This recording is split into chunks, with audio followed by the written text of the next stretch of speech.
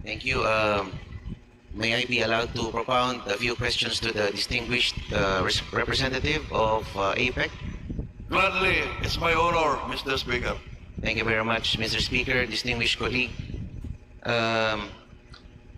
Nung pong tayo ay tinamaan ng pandemya nung 2020, yung pong nakaraang administrasyon ay mabilis na umaksyon dito sa Kongreso na kung saan nagpatawag sila ng emergency session, special session to act decisively on needed measures para po matugunan ang impending crisis nung panahon na yon, which is yung COVID-19.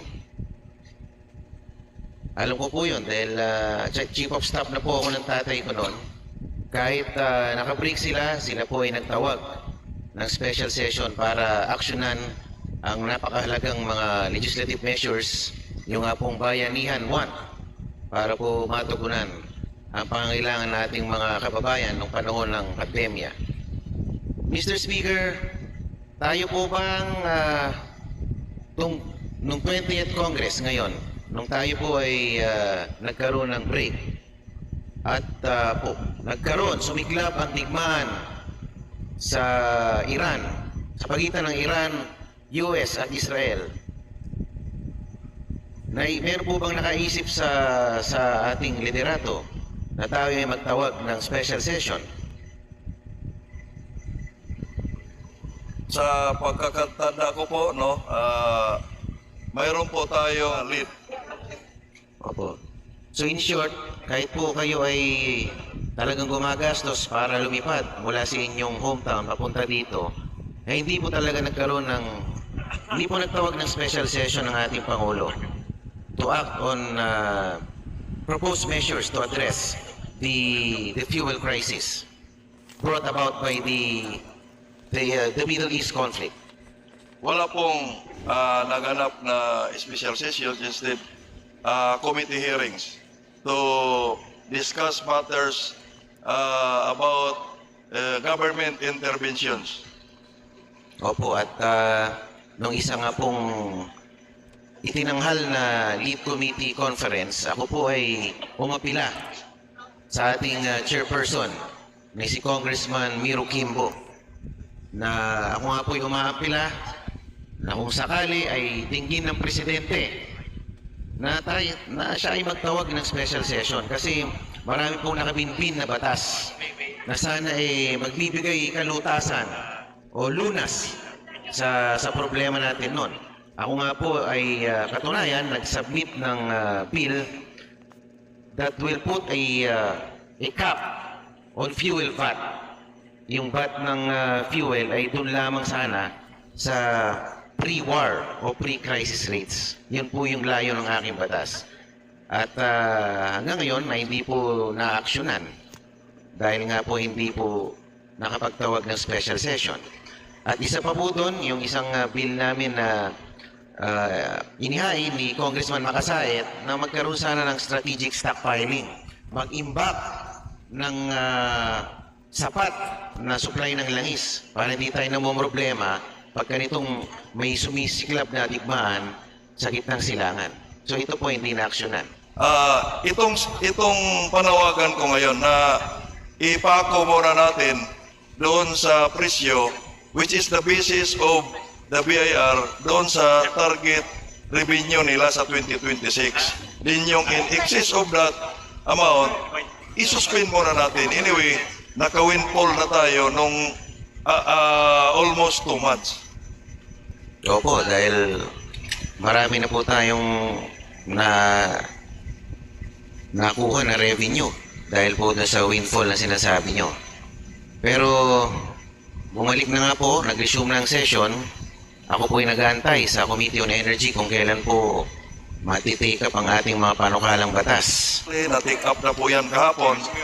Mayroon tayong lead, kasama naman po yung lahat ng mga standing committees na involved doon sa possible measure as government intervention. So kasama yung agriculture, energy, mga bill na yun.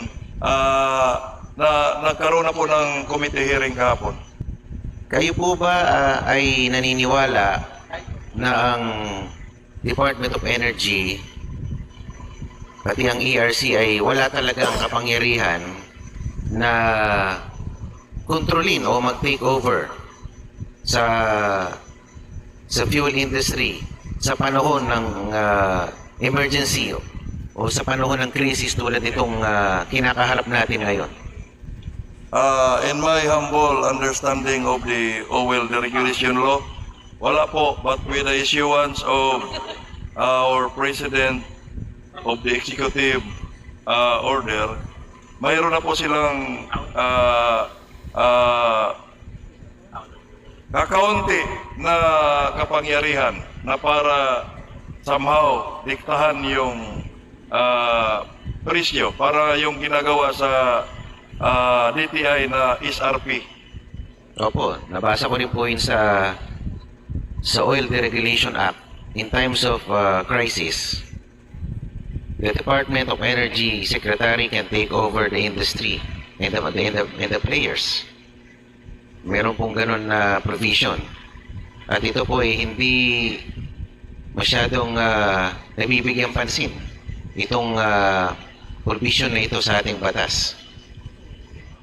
Sa para bang- palagay ko, hindi siya automatic. That's why, before the break, ipinasa natin yung, hindi ko na matandaan yung House Bill no, na nagiging batas na, which is the basis of the President to issue the Executive Order. 110 yata. Yung po bang excise tax, yung pag-suspend nito ay na-apply na sa diesel at sa gasolina natin? Unfortunately, hindi pa po. Kerosene lang po at LPG. Ano po? Pakiulit po yung sagot. Kerosene at LPG. Yung diesel at saka gasoline, hindi pa po. What is stopping us from implementing that law? Bakit naging selective po ang application ng batas na yun? Isa din po yan sa katanungan ko noong April 15 na committee meeting sa lead dito sa plenaryo. Isa yan sa tinatanong ko sa DBCC. Ang sagot nila, until now, they are still evaluating, studying, no, kung kinakailangan pa. That's why, until now, they did not submit a recommendation yet to the President. Ang sinabit lang muna nila, yung recommendation na isuspend yung kerosene at saka LPG. That's why, yan lang yung sinuspend ni President on the basis of that recommendation. Ano po ba ang ating polisiya pagka naisabatas natin ang isang panukala? Magkakaroon ba ito ng kulatilya? Magkakaroon ba ito ng mga kondisyones? O di ba dapat ito ay across the board ang aplikasyon? Habang tinatalakay pa natin yung panukalang batas na yan, which is yan yung pinag-usapan kahapon, wala pa tayong final na provision. So malalaman lang natin yan kung that will be brought for the debate on the second reading sa plenary. But initial deliberation pa lang po, yung House Bill 884 yata, kahapon. Opo. Medyo nakakapagtaka po yun na naging selective ang aplikasyon ng batas.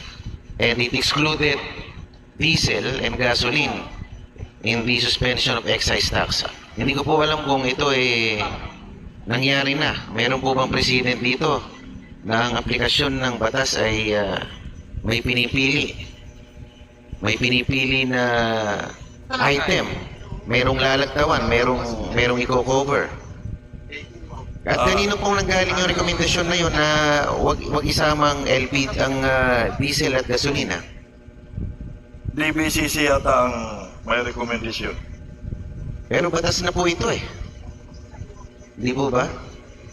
Ang ating pinasang batas, Mr. Speaker, distinguished colleague, before the break, is just granting authority, no, to the President to suspend.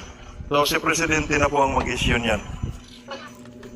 So it was recommended to him, wag isama. Ang gasolina. Nakalagay Diesel. din kasi doon, upon recommendation ng DBCC. So, kung ano lang yung i-recommend ng ating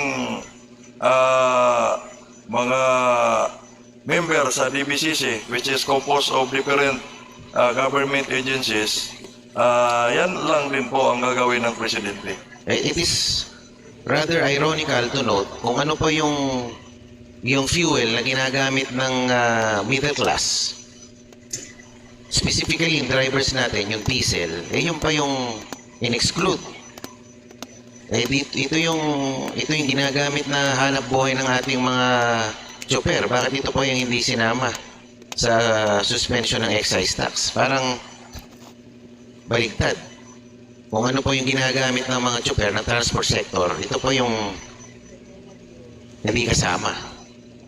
Unfortunately, Mr. Speaker, distinguished colleague, hindi ko po alam ano yung mindset ng DBCC when they recommended to exclude diesel and gasoline in their recommendation for the suspension of VAT to the President. Opo, at alam naman natin ang kalagayan ng mga chopper natin. Yung iba nga po, hindi na bumabiyahe dahil hindi na nila kaya ang presyo ng diesel. At ano po bang mga alternatibong inilalahad ng Department of Energy? Meron po ba silang alternative suppliers bukod sa pag-angkat ng langis sa Middle East? Meron po ba silang tinitignan na ibang alternative sources ng oil? Unfortunately, Mr. Speaker, distinguished colleague, I cannot speak in behalf of the Department of Energy. Opo, dahil Kasi katanungan ko din po yan. opo, meron po akong mga naririnig. Ang Russian na government nakakapag-offer naman ng oil, nakakapag-offer ng diesel, specifically Kazakhstan. Bakit hindi natin i-explore yung posibilidad na yun? Bakit tayo ay natatali sa Middle East conflict? Parang natutuwa pa yung yung Department of Energy pag may ganitong krisis. Siguro, mag-file na lang tayo ng resolution for that purpose. Baka matalakay. So, kagaya ng ginagawa, no? By this representation, we have filed the appropriate resolution baka sakali matalakay at mapansin. Opo, ako po ay sumusuporta sa inyong saloobin, Congressman Dagook, na kailangan maging people-centered ang ating gobyerno at magkaroon ng malasakit sa kanilang kapakanan. Kasi ang lumalabas, masyado tayong business-centric. Mas iniisip natin ang survival ng mga negosyante kaysa yung mga ordinaryong